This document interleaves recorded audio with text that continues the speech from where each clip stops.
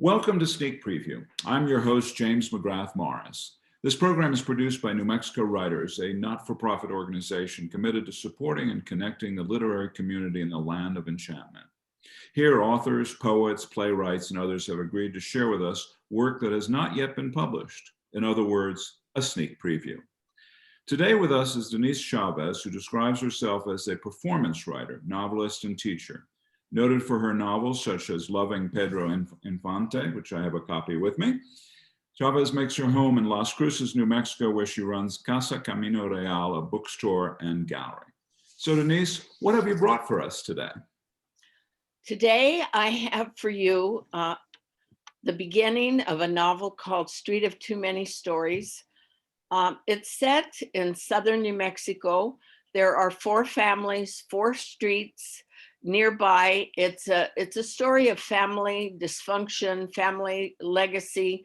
And this is the beginning of the novel in which the street talks. The street has a voice. And this is the beginning of Street of Too Many Stories. The street remembered everything. Once there was no street, only cotton fields.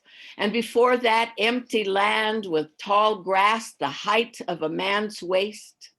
Once the Rio Grande ran through what was later to become the street and overfilled its banks. There were floods and new arroyos formed. There were years of drought and blood flowed. Animals died without water and men and women found no shade. Brother killed brother and women bore children that were stillborn. Hermanos indígenas were butchered by those who would conquer them. A wind blew through the road. Settlers came through here from Mexico looking for gold, a new life. El Camino Real de la Tierra Adentro, it was called, the royal road to the interior land.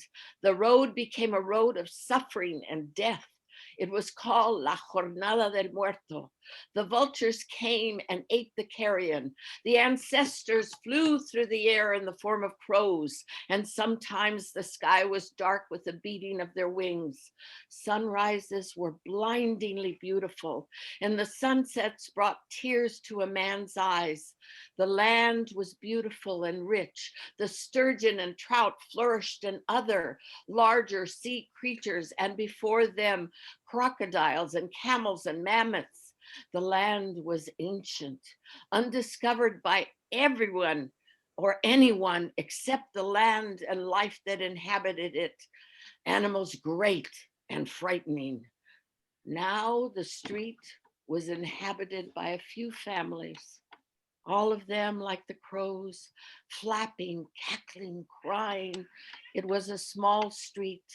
The lives seemed insignificant, and yet their dreams were immense and filled the darkening sky. When the night came, the great unrest grew. The street remembered everything. A large remolino came from nowhere and enveloped everything with its blinding, swirling dust. And just as quickly, a gentle breeze flew through the air and cooled it. A soft rain followed and washed everything clean. The footsteps, the prints of animals, large and small.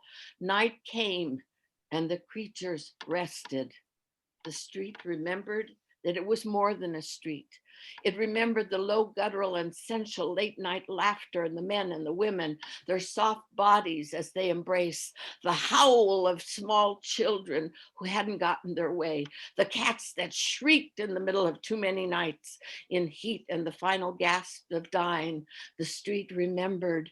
It remembered the high water that morning of that flood, the freeze that brought anxiety to those that loved the feral animals. It remembered those who left early in the morning to work, those who arrived late, and those who were carried away in ambulances never to return. It remembered the prayers, the petition to God. Por favor, no me toques, hija, no me dejes morir. Please don't let me die. Please don't let me die. And yes, it remembered the brutal and guttural and loud gunshot wound, ese balazo, that took that life and wasted hope, corrupted love. It remembered the blood, the excrement, the joyful twisted sheets full of semen, and the home births of those blessed enough to be born in the embrace of family. The memory of it all was the street's essence. Who remembers now? La calle, the street. Wow. Not only you're an extraordinary writer, but what a performer you are. You brought those words just to life the way you read. Well, thank you so much. I do have a theater degree. I think all writers should study acting. It would be a good thing. I think you're right. Well, thank you very much, Denise, for this. Tune in again, folks, for another installment of Sneak Preview, or even better, you can subscribe to our YouTube channel. And to learn more about New Mexico writers, visit our website, nmwriters.org.